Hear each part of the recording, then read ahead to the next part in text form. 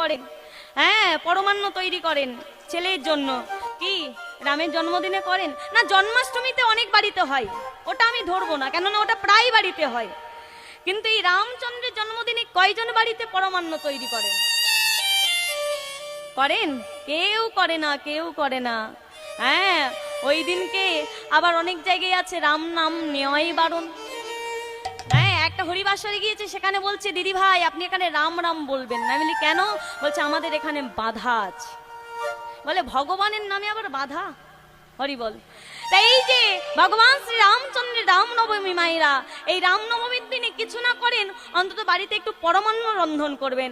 আর পরমান্ন রন্ধন করে আপনি কি করবেন? ভগবানকে উৎসর্গ করবেন, ভগবানকে নিবেদন করবেন, তারপর সবাই প্রসাদ পাবেন।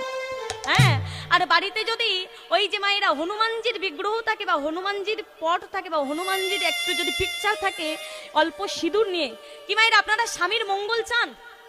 যারা যারা স্বামীর মঙ্গল চান না একটু হাত তুলুন। মানে সবাই চায়, ভালো চাইলে ভালো, না চাইলে আরো ভালো। কি স্বামীর পদসেবা করেন? বলে সেটা করা হয় না, পায়ে এত ধুলো কি করে পদসেবা করব? হ্যাঁ, কি স্বামীর মঙ্গল চান? তো চান। তা যদি স্বামীর মঙ্গল চান, ওই দিন কি করবেন জানেন? একটু সিঁদুর নিয়ে ওই যে হ্যাঁ হনুমানকে প্রদান করবেন, আর সেই সিঁদুর নিয়ে নিজের সিঁথিতে কপালে টিপ দেবেন, হাতে শাঁখা পলা নোয়াতে দেবেন। কেন জানেন? কেননা মা একদিন যখন সীতা মা আয়নার সামনে দাঁড়িয়ে কপালে সিঁদুর লাগাচ্ছিলেন, পিছনে দাঁড়িয়েছিল কে? হ্যাঁ, সব থেকে বড় ভক্ত হনুমান। দাঁড়িয়ে দাঁড়িয়ে বলছে মা ও মা তুমি কি পড়ছো? বলে আমি সিঁদুর পড়ছি। বলে সিঁদুর পড়ছো কেন? এবার তাকে কি করে বোঝাবে? সে তো পশু জাতি, তাকে কি করে বোঝাবে কেন আমি সিঁদুর পড়ছি? তা ছোট্ট কথা করে তাকে বুঝিয়ে দিল, শোন তোর বাবার মঙ্গলের জন্য আমি সিঁদুর পড়ছি।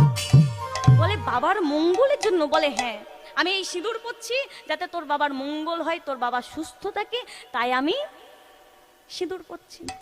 এই বলে মা সীতা বাইরে চলে গেছে, আর হনুমান কি করেছে না? পশু জাতি বাবা কি করেছে না, এই হনুমানের মতো কেউ রামকে এর থেকে বেশি কেউ ভালোবাসে না। সে সিঁদুরটা নিয়ে একেবারে সর্ব অঙ্গে নেপে দিয়েছে, মানে সারা অঙ্গে মেখে দিয়েছে। মা সীতা এসে বলে এই হনু তুই কি করেছিস? কেন মা? তুমি এক চিলতে সিঁদুর নিয়ে কপালে লাগিয়েছো বাবার মঙ্গলের জন্য, আমি সারা শরীরে লাগিয়ে নিয়েছি যাতে বাবার অনেকটাই মঙ্গল হয়। আমি যে সারা শরীরে লাগিয়েছি যাতে বাবার অনেক কি হয়? মঙ্গল হয়। তাহলে মায়েরা নিজের স্বামীর মঙ্গলের জন্য একটু হলেও এটা করবেন। বেশি দিন তো বাকি নেই, ভুলে যাওয়ারও কোনো কারণ নেই।